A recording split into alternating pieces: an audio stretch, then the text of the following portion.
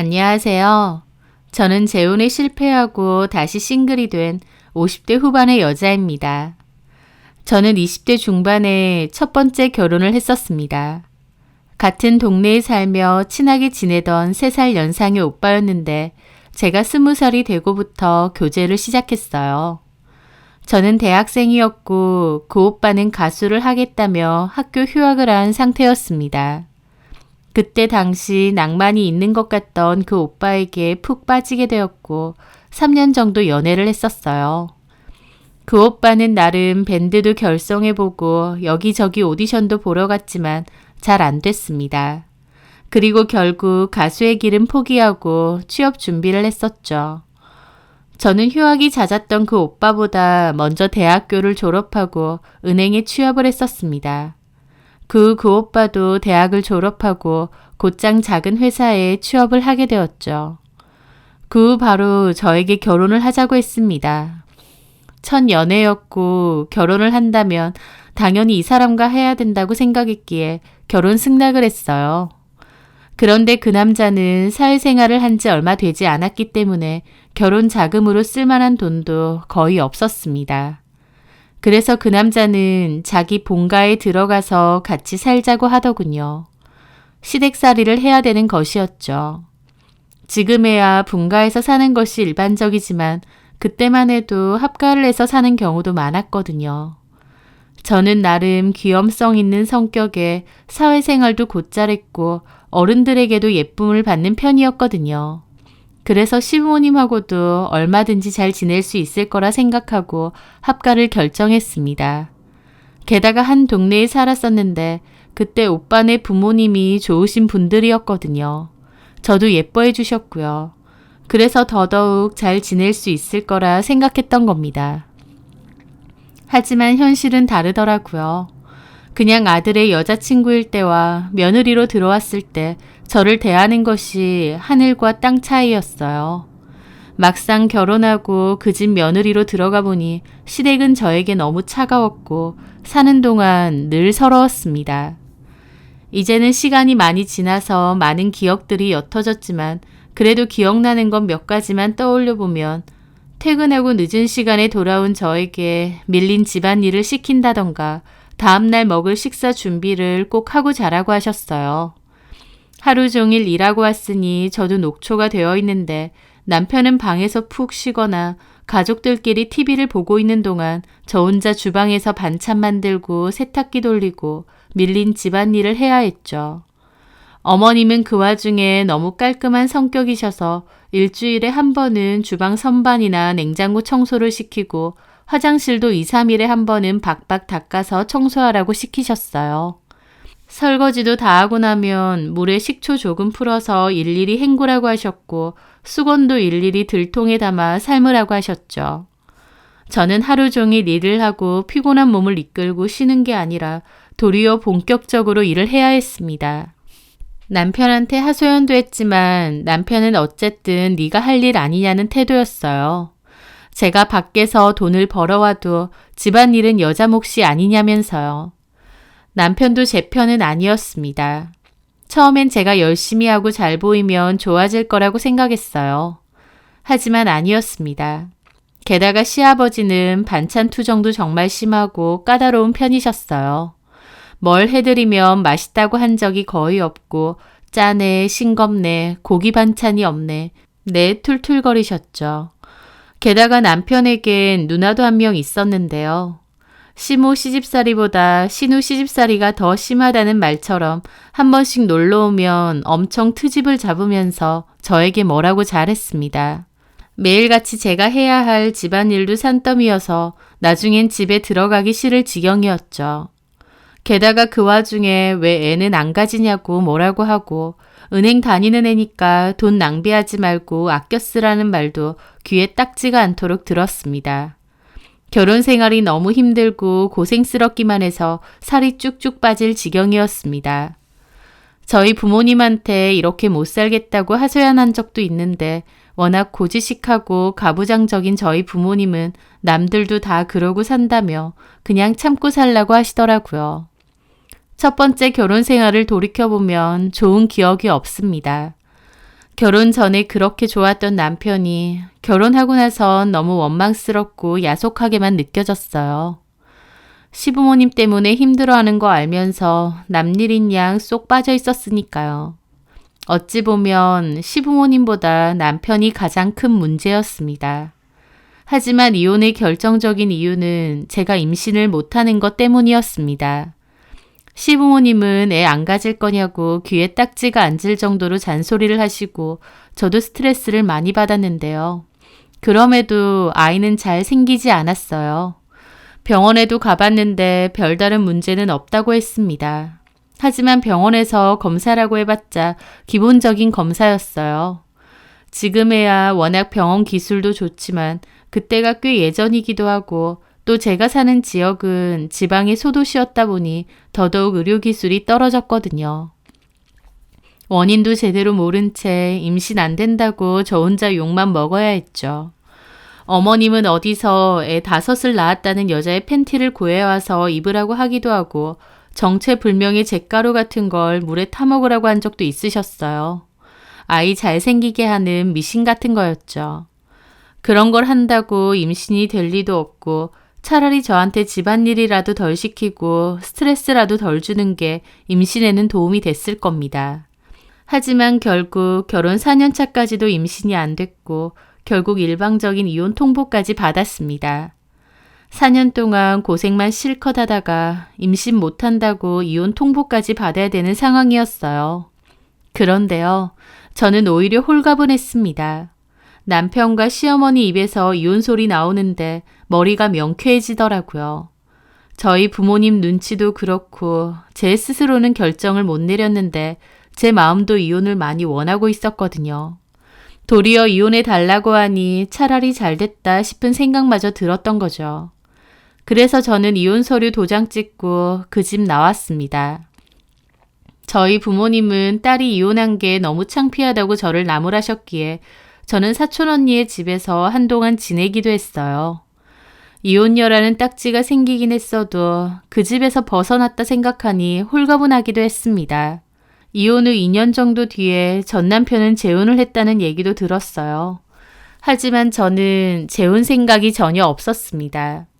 첫 번째 결혼해서 너무 식겁한 탓인지 다시는 결혼이라는 걸 떠올리고 싶지도 않았거든요. 저는 나중에 작은 집을 구해서 혼자서 지내게 되었습니다.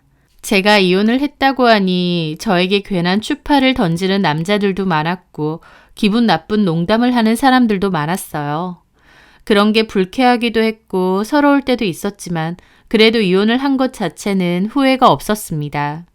결혼 생활이 너무 힘든 기억밖에 없었기 때문이죠. 그 후 부모님의 재혼 설득과 지인들의 추천에도 저는 꿋꿋하게 혼자 살았습니다. 혼자 살려고 하면 돈이라도 잘 들고 있어야겠다는 생각에 돈도 열심히 모으고 나름 주식 같은 것도 공부하면서 야금야금 통장을 불려가기도 했습니다. 크게 운용한 건 아니었지만 그래도 혼자 살면서 남한테 아쉬운 소리 안 할 정도는 모았던 것 같아요. 결혼 후 안정적인 삶을 살면서 아이들 키우는 친구들 보며 부러웠던 적도 있고 갑자기 마음이 조급해진 적도 있었습니다. 나도 이렇게 혼자 살지 말고 뒤늦게라도 결혼을 해야 하나? 라는 불안함이요. 하지만 일단 첫 번째 결혼해서 아이가 잘 생기지 않았었기에 내 팔자에 자식은 없나 보다 단념하기도 했고요. 또 지금처럼 혼자 사는 삶도 남들 눈만 아니면 충분히 낭만이 있고 행복하다 생각했습니다. 그래서 그냥 제 삶에 만족하며 살았던 것 같아요. 그 후 계속 일해오다가 희망퇴직 대상자가 되었을 때 특별 퇴직금 받고 회사를 그만두게 되었습니다. 그맘때 좀 쉬고 싶기도 했고 커피에 관심이 생겨서 전문적으로 배우고 싶기도 했거든요. 퇴직 후 제 카페를 차려보고 싶기도 했고요. 이왕 할 거면 좀 제대로 하고 싶었던 저는 커피 관련해서 유학 겸 여행도 다녔습니다. 그러다가 그 남자를 만나게 되었습니다. 친구로부터 한 카페를 추천받게 되었는데 카페 주인분이 이탈리아에서 커피를 전문적으로 배운 분이라고 했습니다. 저도 그 카페를 방문했는데 같은 지역임에도 처음 와본 낯선 동네였죠. 평일 낮에 왔더니 손님이 많지 않고 한산하더라고요. 저는 커피를 주문한 뒤 창밖 풍경을 보고 기다리고 있었습니다. 그러다가 제 커피가 다 된 것 같아 카운터로 갔죠. 제 커피가 담긴 트레이를 드는데 그 순간 친구로부터 전화가 온 겁니다.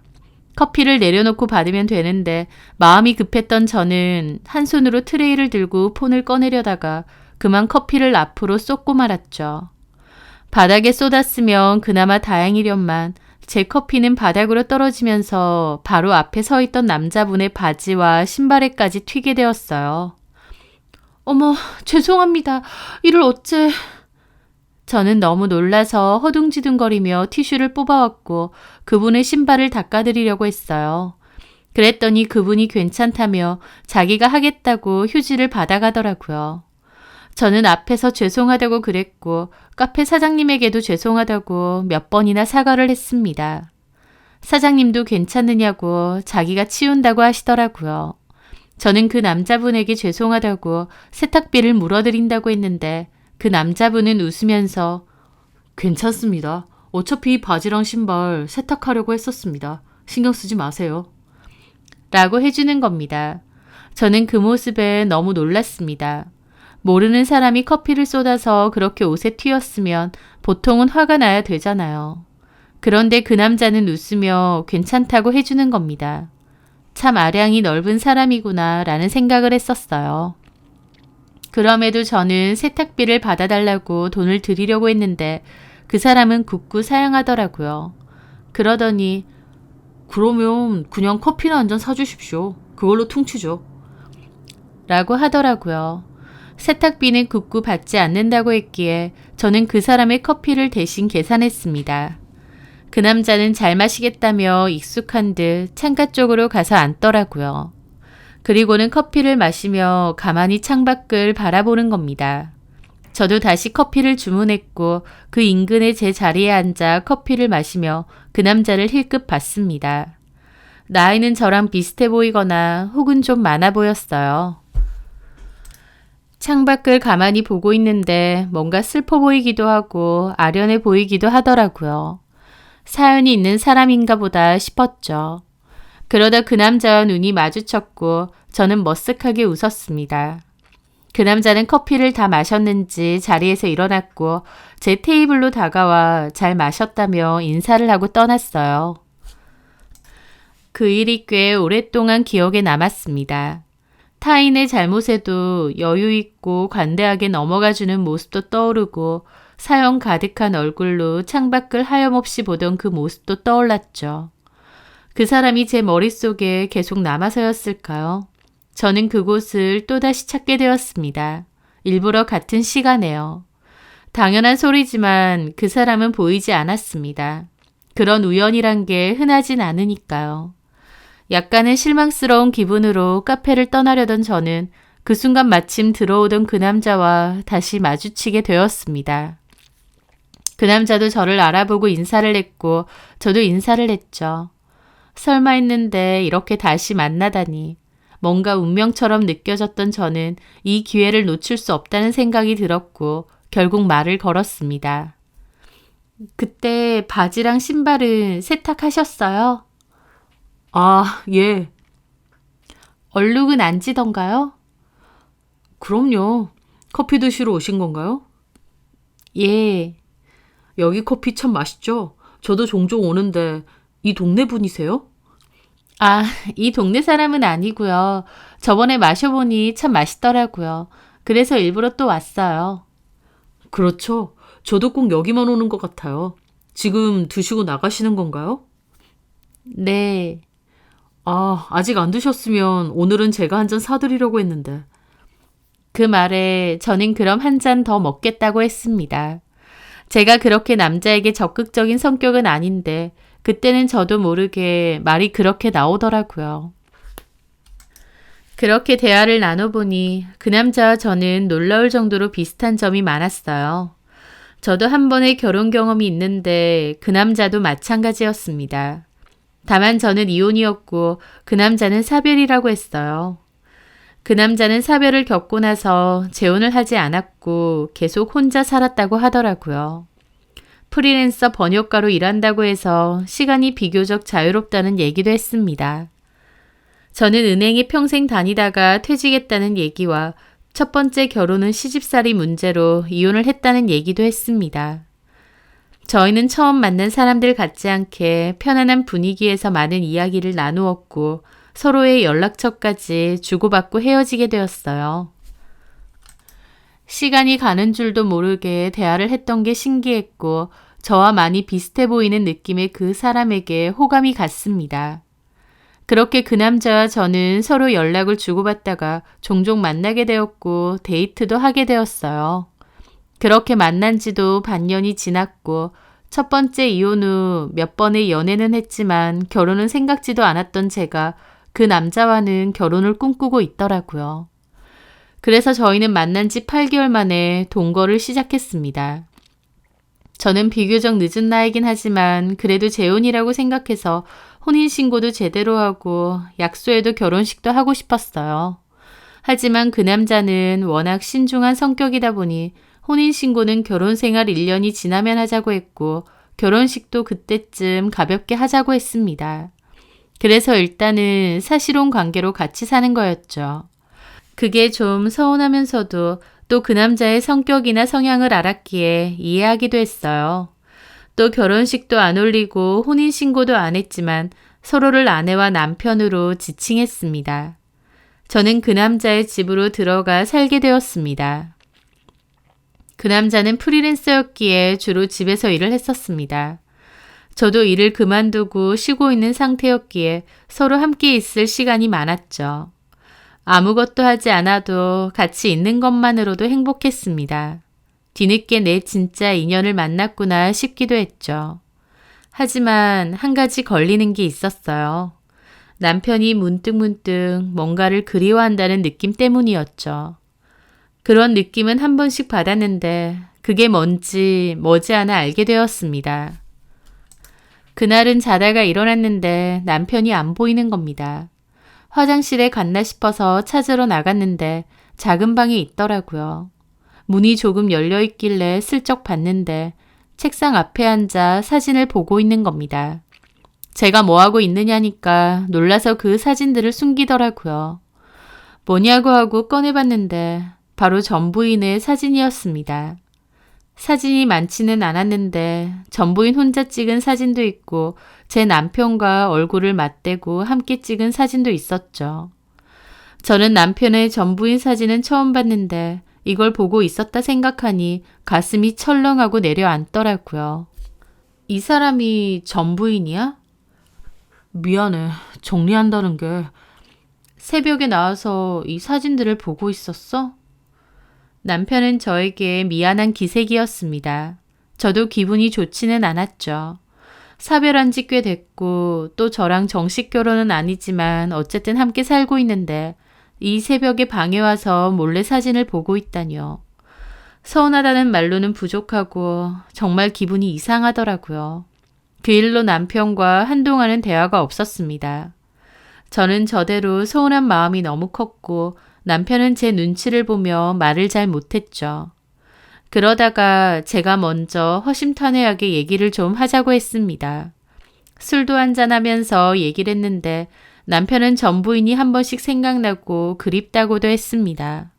결혼 생활은 1년 정도밖에 안 됐는데 한창 좋을 때 전 부인이 사고로 죽었다는 겁니다. 남편이 30살쯤에 결혼을 했었다고 했으니 20년도 더 된 일인데 아직도 전 부인을 그리워한다는 게 제 입장에선 서운하지 않다면 거짓말이겠죠. 하지만 한편으론 이해도 했습니다. 저하고는 좀 다른 케이스였으니까요. 저 같은 경우는 결혼 생활 자체는 4년 정도 됐을지언정 좋은 기억이 하나도 없어요. 내내 시집살이에 시달린 기억밖에 없기 때문에 무책임한 전 남편한테 학을 뗐었습니다. 이혼을 당하는 입장에서도 홀가분했으니 말 다 한 거죠.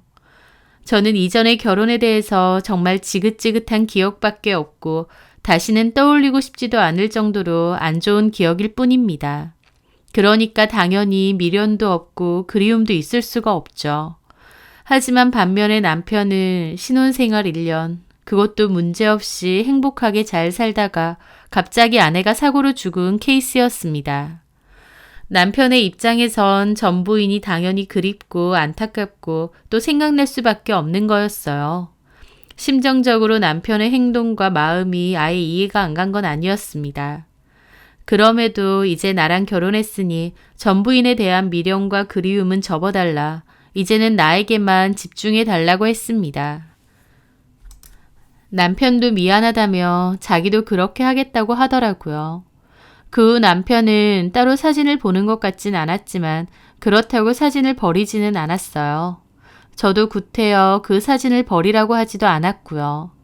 안타깝지만 저 그리움과 미련까지 내가 어쩔 순 없다는 생각도 있었던 것 같습니다. 그리고 저도 남편 몰래 전 부인의 사진을 본 적도 있습니다. 20년 전이라 젊고 밝고 건강해 보이는 그 여자를 보는데 이미 죽은 여자인데도 질투가 느껴지기도 했습니다. 또 한편으론 그 젊은 나이에 가버렸다니 인간적으로 안타깝기도 했고요.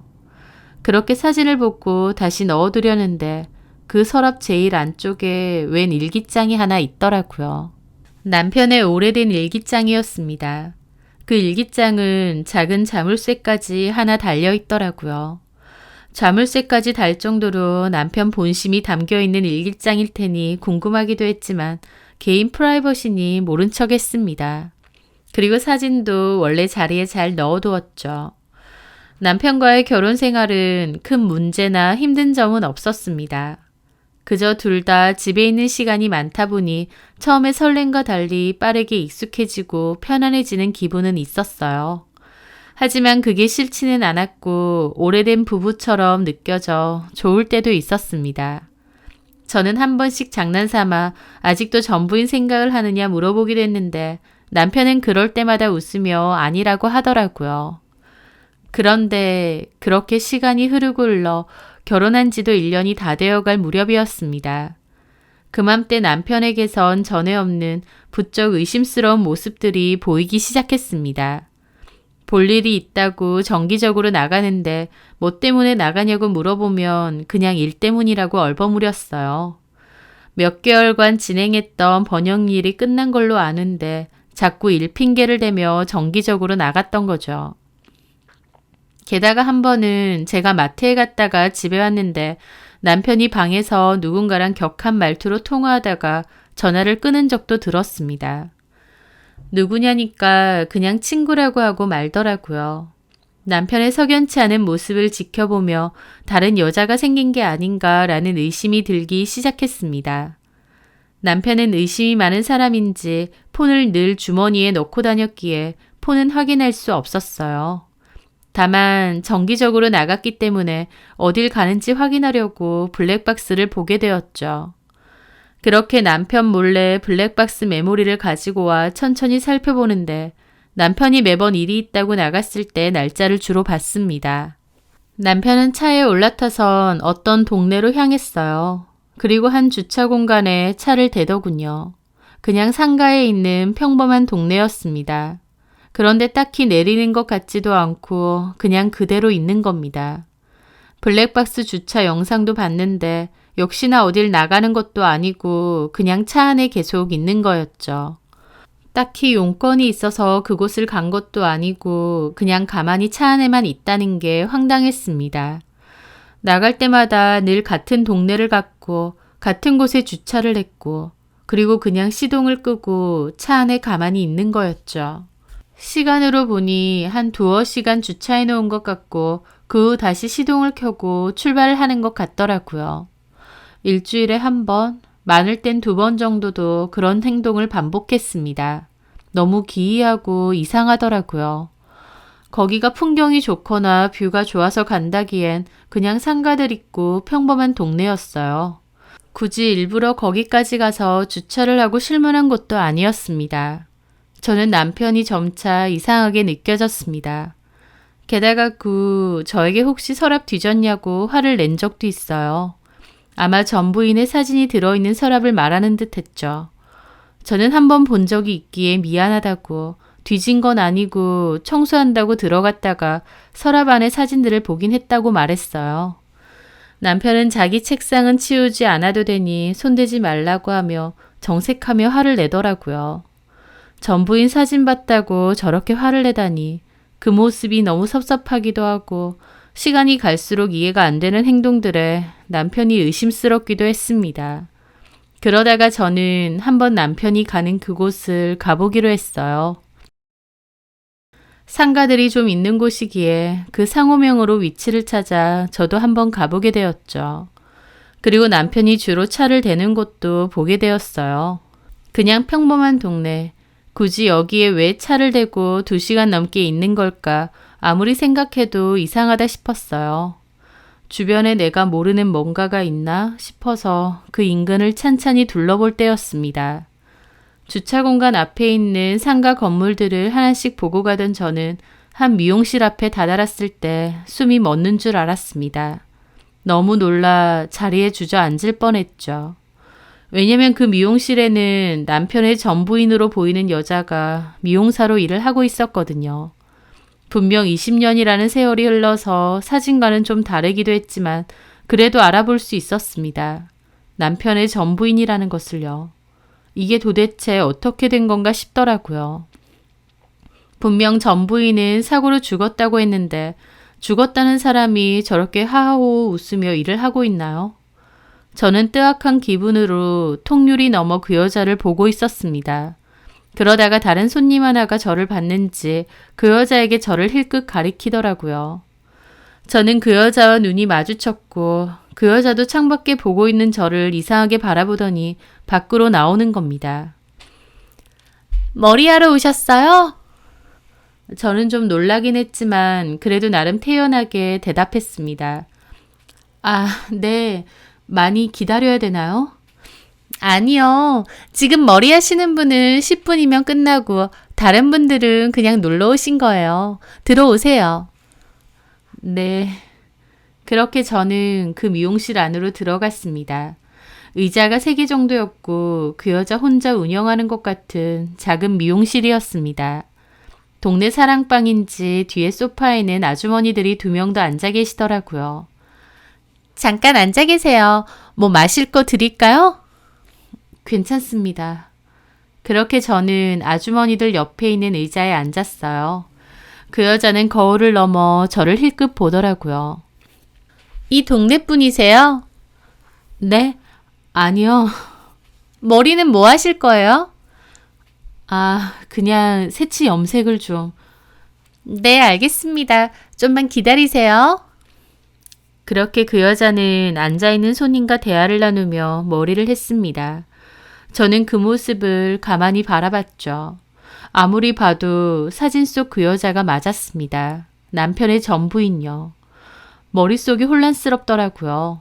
죽었다고 했는데 왜 사실은 안 죽었나? 그럼 왜 거짓말을 했지? 그리고 남편은 왜 이 근처에서 서성였지? 가만 보니까 남편이 차를 댄 곳이 미용실에서 그리 멀지 않았습니다. 한마디로 남편은 차를 대놓고 미용실을 지켜본 것 같기도 했어요. 전부인의 미용실을 알고 일부러 왔다는 거고 몰래 지켜봤다는 건데 도대체 뭐가 뭔지 머리가 복잡하더라고요. 그러다가 제 차례가 되었어요. 그 여자는 싹싹하고 친절한 성격이었고 저에게 이런저런 말도 잘 걸더라고요. 저는 직접 물어보겠다 생각했습니다. 마침 뒤에 있던 아주머니들도 다 같이 미용실을 떠나서 저와 그 여자 둘뿐이었어요. 저기... 네. 혹시 강성호 씨 아시나요? 그런데 제 말이 끝나자마자 그 여자 얼굴이 새하얗게 질리더니 염색약을 바르는 손을 멈추는 겁니다. 그리고는 어처구니 없는 얼굴로 저를 보더라고요. 당신 누구야? 그러는 겁니다. 네? 누군데 강성호 이름을 알고 나한테 물어요? 당신 뭐야? 하면서 갑자기 경계태세를 하는 겁니다. 저는 강성호 씨 와이프 되는 사람인데요. 와이프? 그럼 강성호가 결혼도 했단 말이에요? 엄밀히 말하면 정식적으로 혼인신고한 건 아니지만 그래도 부부로 지내고 있어요. 그 여자는 경악스러운 표정으로 저를 봤습니다. 근데 여긴 왜? 궁금한 게 있어서 일부러 왔어요. 저희 남편 전 부인 맞으시죠? 그 말에 그 여자는 입이 뜨악하더라고요. 뭐라고요? 전 부인? 네.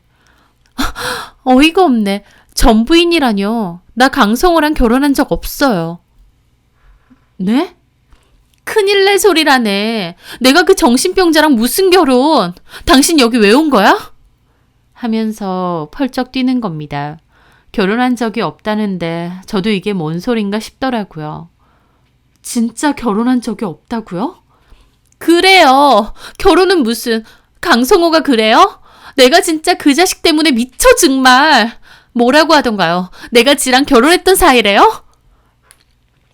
정확히 말하면 결혼했는데 1년 만에 사별했었다고. 사별이요? 이거 진짜 또라이네. 결혼했다고 거짓말하는 것도 모자라서 사별? 나 진짜 못 참아.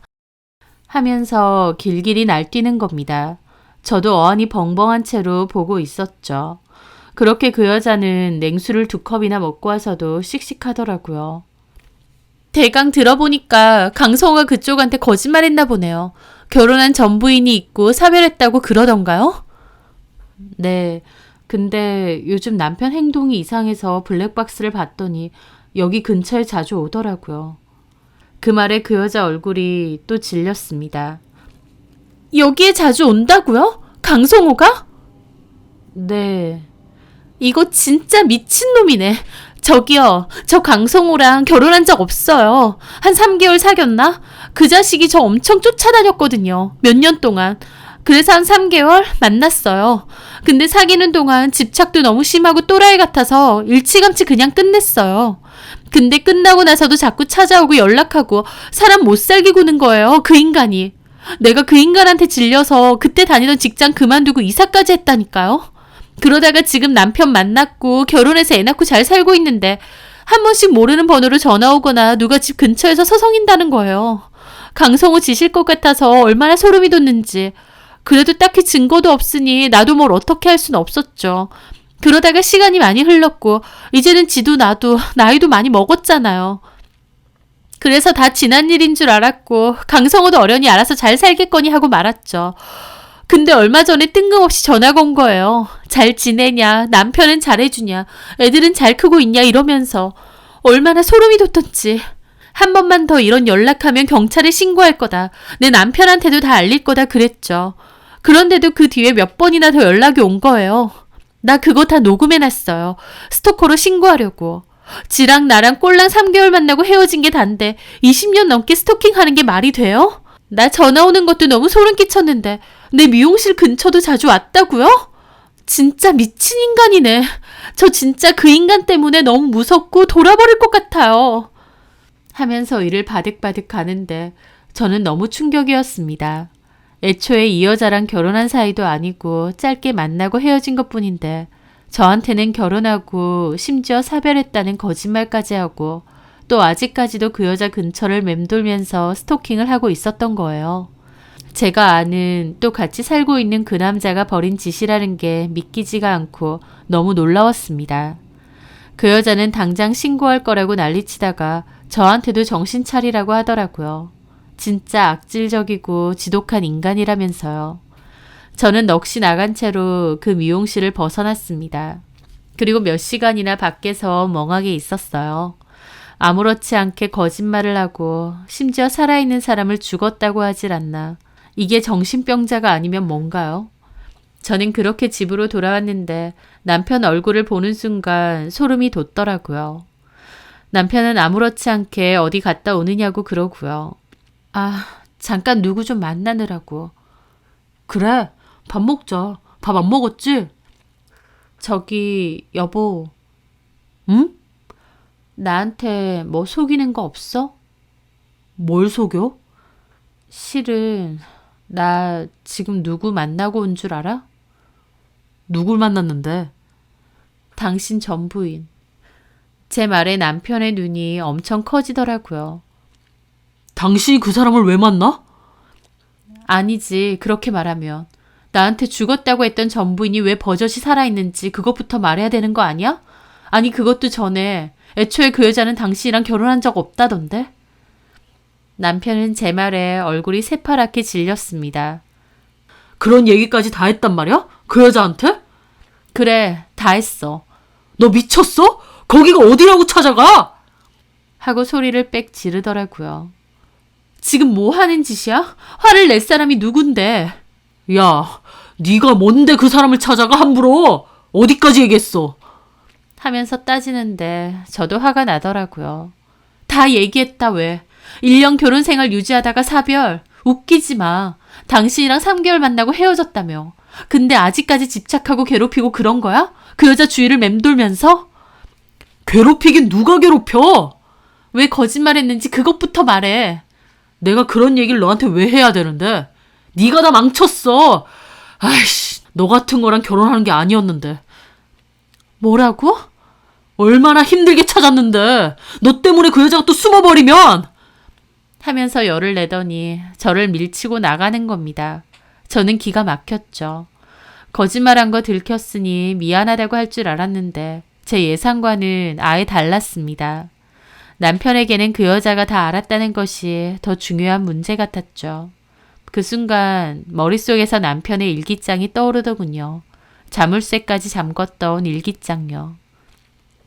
저는 방으로 달려가 그 일기장을 꺼냈습니다.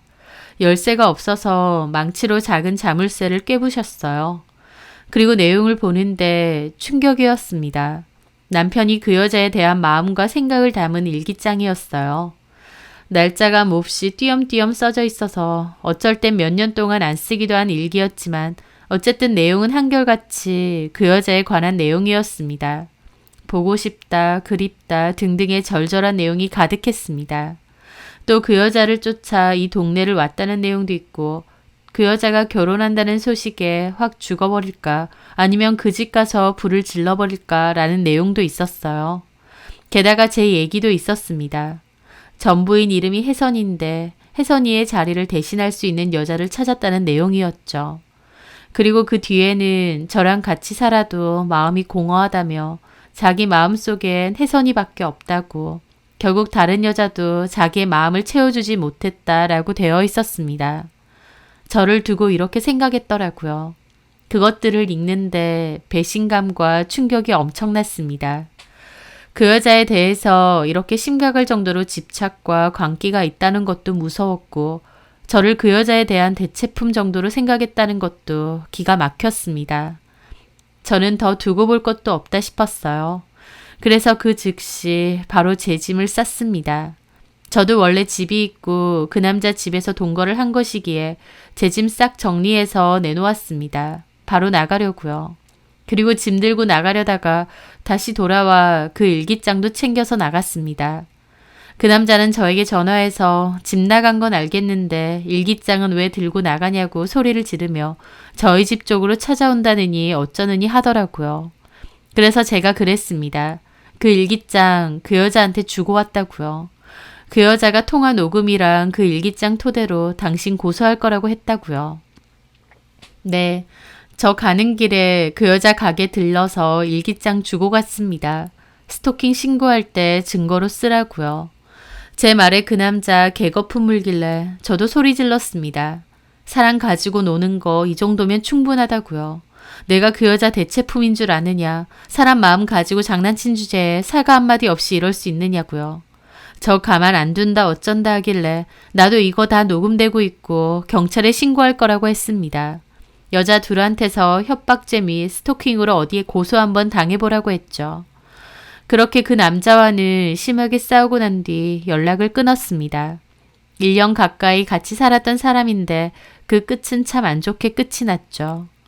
그 여자에게 어찌 되었느냐 전화했더니 일기장 증거로 준 거 고맙다고 가족들에게도 알리고 경찰에도 다 신고했다며 접근 금지 신청도 했다고 하더라고요. 전부인이 아니라 스토킹 피해자였다니 그 일은 너무 황당하고도 씁쓸하게 남았습니다. 다행히 그 남자는 저에게 연락을 하거나 찾아오지는 않았어요. 혹시나 찾아와서 해코지를 하면 어쩌나 걱정도 됐는데 고소를 당해도 접근 금지를 당해도 그 남자의 머릿속은 그 여자밖에 없는 것 같더라고요. 이 정도면 정말 미친 광기가 아닌가 싶기도 합니다. 정식 결혼은 아니지만 그래도 마음으론 결혼한 거나 다름없었는데 저희 두 번째 결혼도 그렇게 끝이 났습니다. 그나마 혼인신고 안 하고 산 게 다행이라면 다행일까요? 아, 나는 결혼하고는 참 인연이 없구나. 다시는 결혼이든 남자든 생각하지 말고 살자 결심하게 되었어요. 저 혼자서 얼마든지 씩씩하게 잘 살고 있는데 첫 번째 남자, 두 번째 남자를 만나면서 오히려 엄청난 스트레스와 기막힌 일도 당했으니까요. 잔잔한 강물 같은 제 인생에 제 스스로 돌을 던진 게 아닌가 싶더라고요. 저는 지난 일을 다 털어버리고 제 가게를 열기 위해 다시 준비하고 있습니다. 실패로 끝이 난 두 번의 결혼 생활이긴 하지만 그래도 저 혼자만의 시간이 얼마나 소중한지 역으로 깨달을 수 있게 된 시간이기도 했네요. 앞으로는 그냥 저 하나 잘 건사하며 건강하고 행복하게 살아야겠습니다. 제 사연 들어주셔서 감사합니다.